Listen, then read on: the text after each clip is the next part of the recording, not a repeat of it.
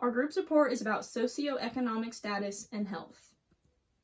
The report we did was based on a study published by the American Sociological Association and is titled Invisible Inequality, Social Class, and Child Rearing in Black Families and White Families.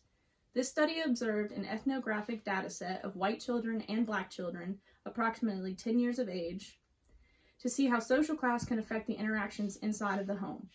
Multiple middle-class children and poor and working-class children were observed for this study. The problem with the studies is that the studies have a narrow focus. The empirical work of these types of studies can be very descriptive. Researchers cannot explain the reasoning for observed patterns, and there is little knowledge of why the children in the studies take on the beliefs of their parents. Some areas are exempt from the social status, and this study does not represent everyone, just specifically studied families. The child rearing strategic comparisons between the social classes. The working class and the poor parents focus on the necessities like food and safety for their children to thrive. The working/poor class parents also tend to use physical discipline more than middle class parents. The middle class parents focus on the cultural cultivation, which gets kids involved in multiple extracurricular activities to influence important life skills. Use of language and reasoning is a way middle class parents discipline their children. The phases of the study. Phase 1 is observing 2 third-grade class in a public school, and certain parents participate in interviews. Phase 2 is observing 2 different classes, Lower Richmond and Swain. The researchers observed Lower Richmond 2 times a week for 6 months, and observed the students at Swain for 2 times a week for 2 months. In the 3rd grade and 4 months in the 4th grade. Phase 3 is observing the children and the parents who were interviewed in their homes and taking note on their language and social connections. One major aspect this study observed was language and social connections. It was common among middle-class families to use a similar and certain type of language with their children.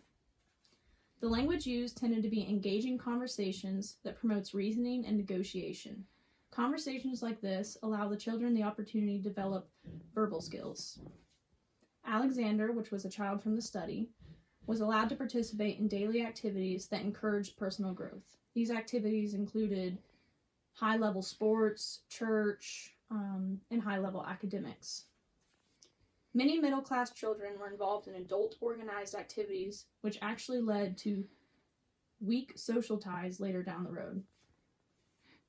Another observation among middle-class children was that they tended to visit family members a lot less often than lower-class families did.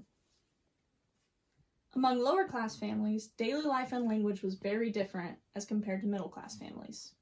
Harold, another child from the study, participated in many different organized activities as compared to Alexander, who was a middle-class child. Harold's life was more family-oriented. He played with family members more often and the neighborhood children. He didn't have as much money as Alexander's family, so he couldn't participate in more organized activities such as Alexander. The language used in lower-class families was also less structured. Harold's mother didn't go out of her way for meaningful conversations that would help him develop certain social skills. The communication between lower-class families, seen as how it was more family-oriented, helped build close communication that also helped build strong social ties. Just to compare a little bit between middle-class families and working and poor-class families, looking at middle class, the parents seem to concentrate on cultivating and fostering their children's talents through leisure activities and reasoning. Regardless of race in middle-class families, children gained a sense of entitlement through their family life. This would carry on into adulthood. Children gained cumulative important advantages from family life due to power, finances, and social status. Under working-class families, the parents focused on their children's ability to accomplish natural growth. Families provided the conditions for children to grow. However, leisure activities are left for children to deal with on their own due to the lack of finances. Parents used directives rather than reasoning, and children don't tend to display the same sense of entitlement as children from middle-class families do. The study also looked at social class and its influence it had on classroom interactions. There was clear differences between middle-class families and poor families in the classroom. Class shapes how students react to professionalism, and students also show the same attitude they had brought from home. Looking at social class and constraint, under working class and poorer families, parents seem to demonstrate more constraint. Students refrained from making many demands, and poor parents left the responsibility of their students to professionals in like a classroom setting. They weren't straightforward in intervening in their children's affairs either. The reasons behind this constraint was poor families are more likely to depend on interventions from professionals because they have a history of child abuse, neglect, family issues, and many challenges. Why does social class matter? Educational resources differ between middle class and poor families. Children from poor families feel the desperation of their parents, and that leads on to their life later on. Perceptions of life experiences differ between poor class and middle class. A few discussion questions we came up with were, how do you see the effects of social class in parenting today?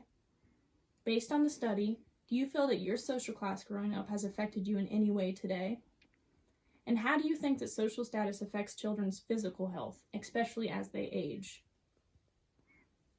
Thank you.